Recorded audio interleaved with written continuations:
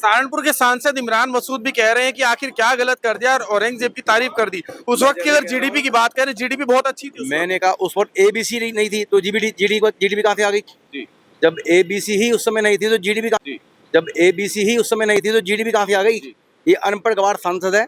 ये हिंदुओं के जातिवाद में फैले वोट को स्वीकार करके गलती से जीत गया। इसे तो उम्मीद भी नहीं थी, कैसे जीत गया? घर बैठे जीत गया। ये इसका पहला चुनाव है जिसमें इसने कोई मेहनत की, हिंदुओं को जातियों में बांट दिया और उससे ये घर बैठे जीत गया। योगी जी जो कहते बटोगे तो कटोगे, एक रहोगे तो सेफ रहोगे, वो नारा था। अगर उस वक्त हिंदू ना बढ़ते और आज ये चुनाव ही नहीं जीता, जीतने के बाद ये सारे काम हिंदू विरोधी कर रहा है। ओवैसी, जिन्ना और ये इन सब के जो परदाता थे हिंदू थे। मैं इससे इमरान को भी कहता हूँ, तो भी अपना डीएनए टेस्ट करा। तेरे जो परदाता के परदाता थे वो भी हिंदू थे, उन्होंने भी तलवार के डर से तलवार पहनी थी।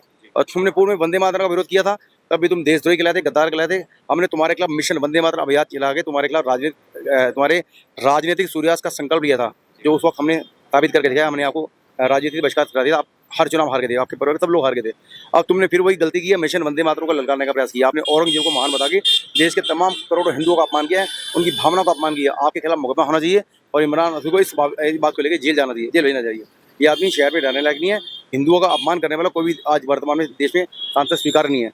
आप देखें देश के अंदर वर्तमान में जो हर वक्फ बोर्ड कानून है उसमें केवल 24 सांसद मुस्लिम हैं और 200 कुछ सांसद हिंदू उसका समर्थन कर रहे हैं। ये सारे जयचंद हैं। अगर ये जयचंद ना होते तो भारत 14 साल गुलाम कभी ना होता।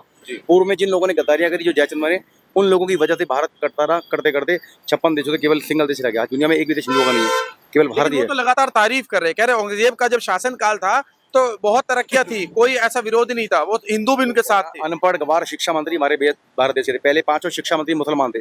पहला शिक्षा मंत्री जो था वो अफगानिस्तान का था, अनपढ़ गवार था। वो हिंदी उसको हिंदी भी नहीं आती थी। उसने अपने जो बाप दादा थे जिन्होंने सलवार पहनी थी, उनके बाप दादाओं का जो मनगढ़ंत दरबारी इतिहास था, इनको पढ़ा। इन्होंने वही इतिहास पढ़ा है। इमरान मसूद ने भी, इमरान ने भी अपने परदादों का दरबारी इतिहास पढ़ा है। जो जैसा इतिहास पढ़ेगा वो वैसे ही बनेगा। अब ये 2 बच्चे हैं, एक बच्चा गुरुकुल में जा रहा है, एक बच्चा मदरसे में जा रहा है। मदरसे में पढ़ने वाला लादेन बन रहा है और गुरुकुल में पढ़ने वाला भगत सिंह बन रहा है।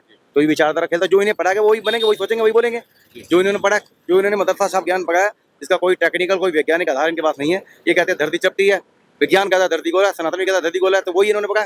इमरान मसूद उसी रास्ते चल रहा है और इमरान मसूद इस बयान के लिए माफी मांगनी चाहिए और इसको वोट देने वाले तमाम उन हिंदुओं को भी समाज से माफी मांगनी है जिन्होंने गलती का एहसास होते हुए इसको गलत फहमी में जिता दिया। अपने भाइयों से जरा सी कुंठा ईर्ष्या के कारण इमरान को जिता के उन्होंने बहुत बड़ा गलत काम किया।